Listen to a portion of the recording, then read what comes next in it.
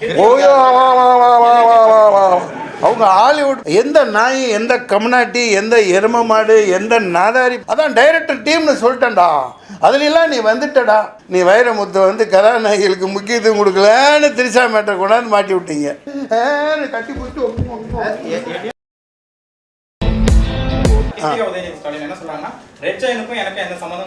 யார் யார் உதயநிதி? அவங்க மனைவியார், இயக்குனர். யாருக்கு? ஓயோ அவங்க ஹாலிவுட் படமே எடுக்கலாம்ப்பா. ஆமாப்பா, என்னப்பா எவ்வளோ பெரிய நம்புறீங்களா? இதை நீங்கள் நம்புறீங்களா? என் படத்தையே நிப்பாட்டிட்டாங்க சார். என்னோட படம் வெளிவரலை. ஓடிடி எந்த நாய், எந்த கம்னாட்டி, எந்த எரும மாடு, எந்த நாதாரி பையன் தெரிய மாட்டேங்குது. இந்த ஓடிடி முதலாளிகள் யாரையாவது தெரியுமா? நானும் ஃபோன் யாருனோ ஒருத்தர் வாங்கிட்டான், நான் ஏதோ விற்றுட்டேன். அவருக்கு ஃபோன் போடுறேன், சார் என் படம் வந்தால் நல்ல மக்களுக்கு இதாகுமே, ஓடிடியாவது வெளியிடுங்க சார். நான் வெளியிட மாட்டேன்னு நான் சொல்கிறேன். இந்த ஓடிடிக்காரங்க எவனுமே ஃபோன் எடுக்க மாட்டேங்கிறாங்க சார்ங்கிறான். சார் இப்போ ஓடிடிக்காரங்களை கண்ட்ரோல் பண்ணுறது யார்? இந்த அரசை மீறி எதுவும் பண்ண முடியாதுன்னு. இப்போ வெற்றிமாறன் கூட நான் பார்க்கல. இது ஒரு நடிகனாக நான் எது ஒன்றும் உண்மைன்னு சொல்லுவேன். பாராட்டுனா பாராட்டுவேன், இல்லாட்டி ரெண்டாவது பார்க்கல. முதல் படம் பார்த்துருந்தேன். அவர் இந்த ஏதோ அதான் இது கற்பனை கதை, இது நிஜம் இல்லை அப்படின்னு போட்டு தான் படத்தை ஆரம்பிக்கிறாங்களாம். விடுதலை 2வா முதல்ல அப்படி தான் போட்டிருந்தாங்க. அதுவே ஒரு எனக்கு ஏற்புடையதல்ல. நீ ஒரு சரித்திரத்தை சொல்கிற, நீ ஒரு தைரியமாக சொல்லணும். அப்போ நீங்களும் ஒரு கொத்தடிமை தான். அதில் எனக்கு என்ன முரண்பாடுன்னா, நான் அவர் கூட பழகலை, பேசலை, ஒன்றும் இல்லை. இவர் இயக்குனர், நானும் படம் எடுத்திருக்கேன். 50,000 ரூபாய் கட்டியிருக்கேன்ப்பா, இன்னும் கார்டு வரலப்பா. அப்படியா? பார்த்துக்கப்பா. நான் 99 பணம் கட்டினேன், இன்னும் கார்டு வரல. அதான் நீங்கள் இப்படியே உட்காந்துருக்கீங்க, வராமல் இருக்கு. இல்லைங்க, சொல்லி முடிக்கல. நான் சொல்ல வந்தேன்ல, வெற்றிமாறன் ஏதோ விழாவில், அந்த விழாவில் உதவியாளர், அவர் அசிஸ்டன்ட் டைரக்டரோ அசோசியேட்டோ பேரை சொல்லுன்னு கதறான். டே அதான் டைரக்டர் டீம்னு சொல்லிட்டேன்டா. அதுலாம் நீ வந்துட்டடா. எவ்வளோ பெரிய கொடுமைங்க அது. ஒருத்தன் உழைப்பை வந்து ஒரு சகோதரன் அது அந்த தன்மையை பூர்ஷவாக்களின் தன்மை தானே.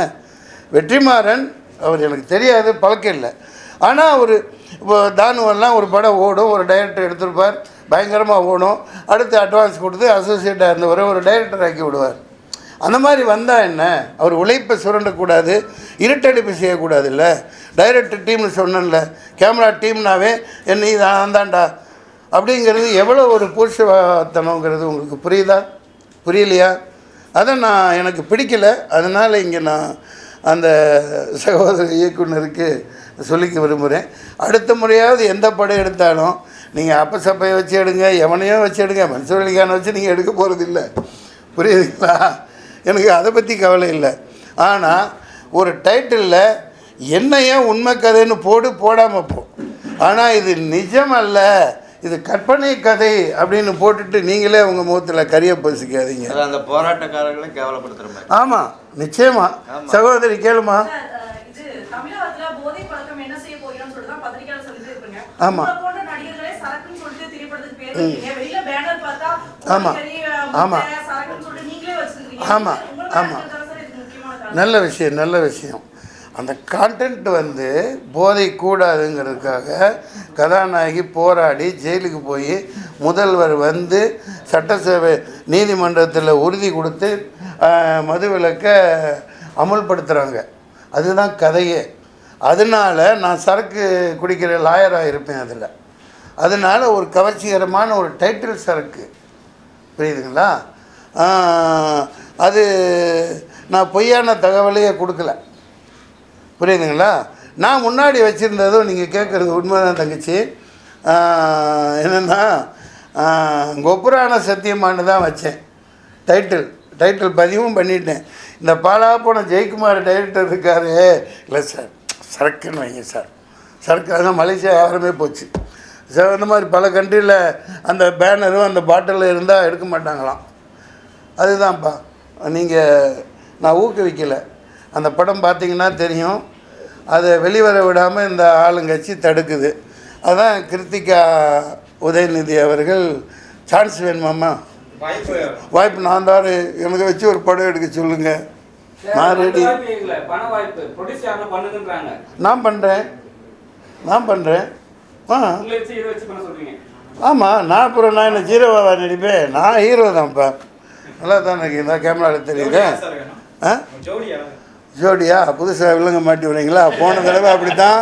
நான் போன தடவை காஸ்ட் சென்சஸ் இந்த டெமோக்ராட்டிக் டைகர்ஸ் ஆஃப் இந்தியா, இந்திய ஜனநாயக புலிகள் சார்பாக 2 கோரிக்கை.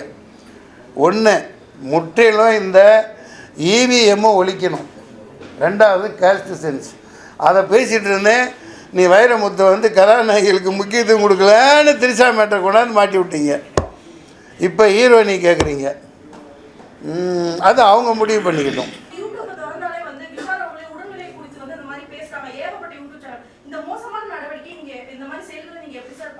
நடிகர் சங்கத்தின் தலைவராக இருக்கார் விஷால். அவர் எப்படி நடந்துக்கணும், ஒரு பொது வெளியில் அன்னைக்கே சாயந்தரம் பார்த்தேன். அதுக்கான காரணம் தெரிஞ்சது. குஷ்பு பிராட்டியார் ஒரு பெரிய தலைவியாக இருக்காங்க.